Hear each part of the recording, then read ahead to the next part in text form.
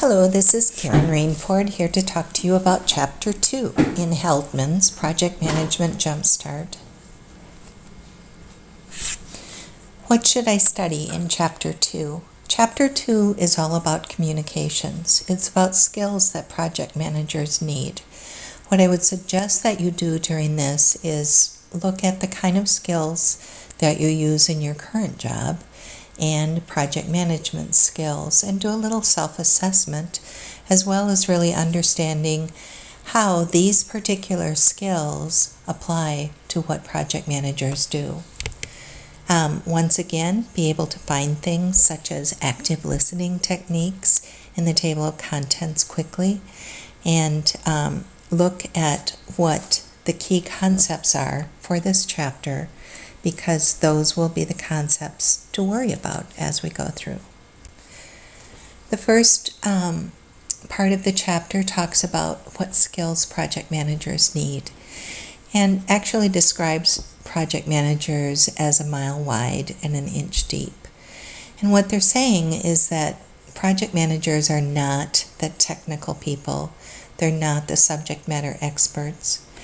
They are people who work across a broad range of people to get many things done. So what skills do they need? First of all, communications. And communications has some very specific facets to it. You also need to be an organized person, and there are many organizing techniques to consider.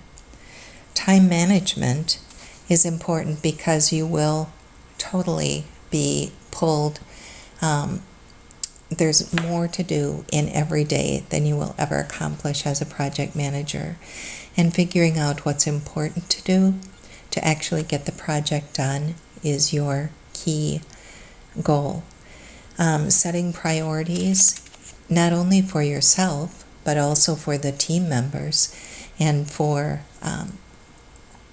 all of the people in the organization that you have influence over. And finally, managing information, being able via email and voicemail to really effectively get the information you need and give the information that you need to give out. General management skills are a key skill.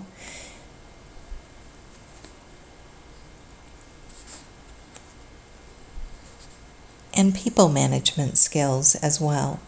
Even if people don't report to you directly, as they would not in a matrix organization, you still need to influence people and get things done.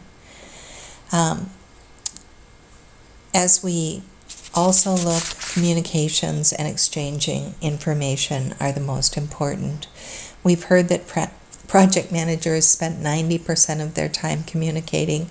I've also heard that they spend 100% of their time communicating. And one of the things that we look at first when we're exchanging information is what are the methods that are used.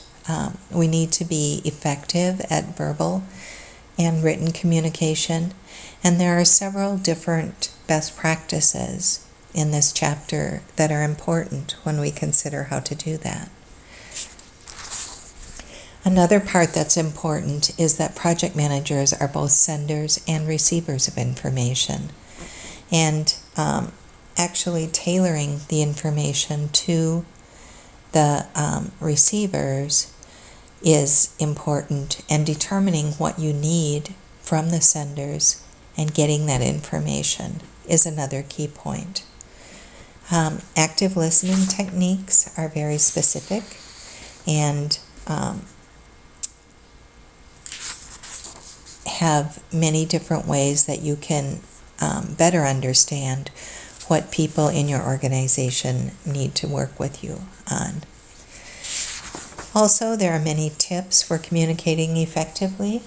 There are 10 in this particular list, and being able to verbalize what some of those tips mean and how they would be important to you to use as a project manager are important.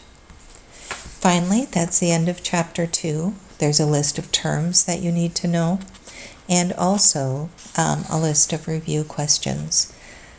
Try and find your answers to the review questions, and then go to the back of the book, find the answers that they've given, and make a comparison. I will talk to you again in Chapter 3.